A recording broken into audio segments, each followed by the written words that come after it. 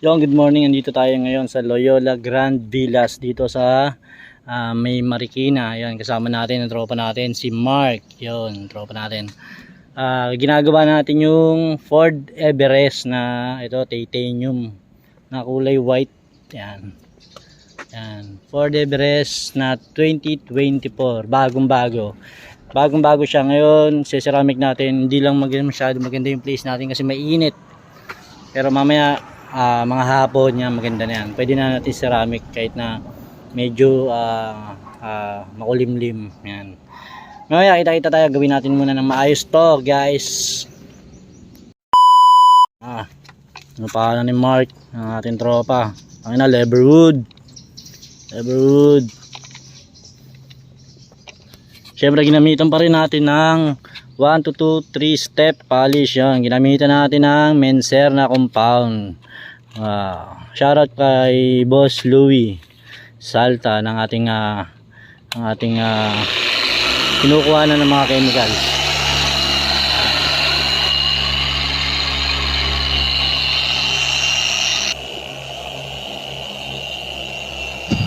At ayun, starting na po tayo ng pagbababid natin sa first step natin. Pagtingin natin na maayos. Kahit na bago siya, kailangan babihin na rin ng maayos na maayos. Kasi marami siyang orange peel. Magaspang ang pintura. Kailangan smooth. Kailangan maganda pa rin. Kahit bago siya, kailangan ayusin natin.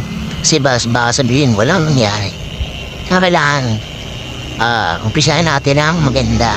First step polish pa lang po tabi na natin. Bago natin 2 to 3 step polish. Panahon itong time na to ay medyo mainit na, pero nakapwesto kami sa mapunong lugar, kaya hindi namin masyad maramdaman yung timbla ng init. Yan.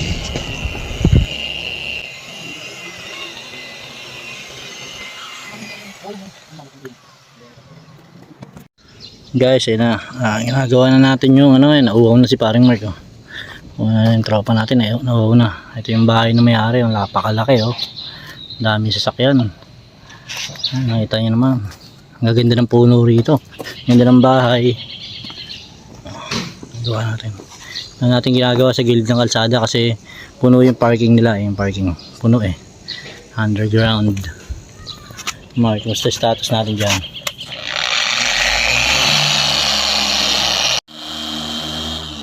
Ngayon na pinapolish na ng tropa ng first step, I'm good. Mark, pakitanggal lang ang wire. Yan. Iangat mo yan sa balikit mo para hindi mag-gasgas yung mga dadaanan ng polishing compound. At ang wire mo, galingan mo. Sa part namin, pag nagdi-detail kami kahit saan lugar, kahit saan kami dumadayo, yan, ang favorite part namin talaga pag tapos namin gumawa, yan, syempre kumain. Ayan, baka 2-piece chicken yan, Mark. 2-piece chicken, yun. Ayun yung pinaka magandang part dito, yung kakain na. Syempre, break time muna. Dito si Mark. Itong part na to ay siyempre tanghalian na. Kami muna ay kakain. Dahil kami nagugutom na. Maraming salamat po sa aming client. Nagkakain sa amin ng 2 piece of chicken. Asigaso. Gulit yung asawa ko. Sabi ng asawa ko, ikaw ba nagluto niyan? Ba't ang tagal mo? Ikaw ba nagluto niyan? Ay, sa Jollibee nga. Ang tagal talaga kay boy kasi pag bumibili kami doon pagkasama siya, mabilis lang. Nakalimutan. Tinandaan ko yung pangalan ng cashier. Hala, sip-isip ko, pasalamat ka, maganda kang babae ka. Ito yung favorite part namin pag madayo kami, nakakain na, pakain customer. Jollibee bida ang saya. Shoutout sa mga tropa natin dyan sa Pasay, Libreza.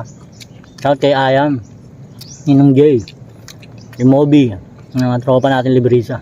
Shoutout sa mga tiga Cavite, tropa natin din sa Cavite, dyan sa Dasma 3. Mga tropa natin dyan sa Mabuhay, tsaka Dasma 3.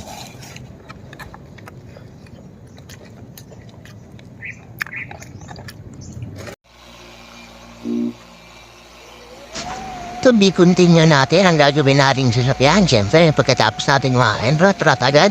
Wala na tayong sasayangin na oras. Kailangan nating matapos agad yung unit, then tumitindi na ang araw. Pero sa part na to, talagang pupuliduin ba rin namin. Kasi may mga magagastang din siya. May mga onting espalto na rin. Yan.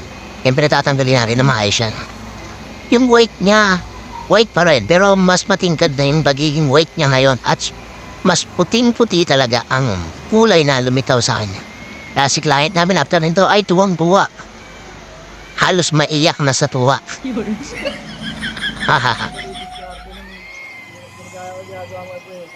Ginamitan natin siya ng wool pad para dumapa agad ang top coat niya. Kasi nga talagang malabo ang kulay niya at malabo ang top coat niya. Kaya palilitawin natin yung ganda ng pintura niya.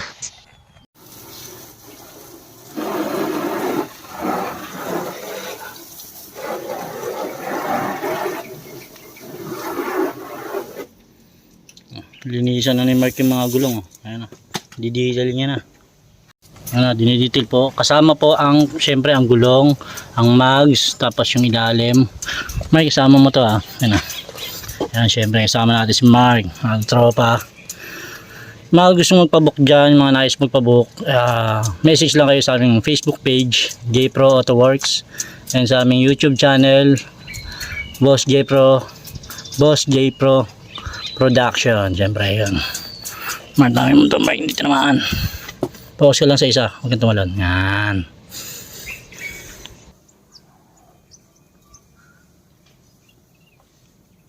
Yan na. At ginahirapan din kami dyan. Kasi wala nga kami ko yan. Mag-aala Spider-Man tayo. Talagang first time, talagang hirap kami. Pero wala kami mahiraman na upuan. Tapos yung client natin lagi nasa loob lang. Bihira lang na obas pag bibigyan ng tubig, bibigyan ng pagkain. Hindi talaga namin sila maontak pag halimbawa hiram ng upuan. Pero sabi nila ate, wala daw upuan. Kaya nag-decide ako na tumutong na lang sa gulong. Lagi pang saradong ganit. Pero nabinanduan natin ang paraan. Kinabuksan natin siya at tumutong kami doon sa may ibabaw ng part namin. At dito sa may driver side para matapos na natin na maayos. Kasi itong part na to ay medyo parang dumidilim na. Feeling namin parang ulan na. After ng matinding init parang ulan. Kaya sinabihan namin si client na after namin magawa itong sasakyan nila ay tayo nila dun sa kanilang underground parking para makasilong sila. At saka maayos, hindi mo na magalaw siya kasi bawal pa siya mabasa na after 3 days. Yan. Agot na nga yung tropa natin, nakita mo. Parang hinal na hinal niya. Si Mark. Di mauga. Bata pa malapit kami marapos nito. Ngita niya man, talagang pawis na siya. Yung din ako pawis na rin kami. Nauho kami dyan dahil nga sobrang init ng panahon niya. Dahil magawa. South. Nag-last coat na po natin. Pinapahiran na po ng ating tropa na si Mark. Yan. Yung mga gusto magpabuka, ano lang kaya, message lang kayo sa aming Facebook page, JPro Auto Works. Tapos, meron din po kami YouTube channel na pwede nyo subaybayan. Boss JPro Production. Kita-kits tayo guys.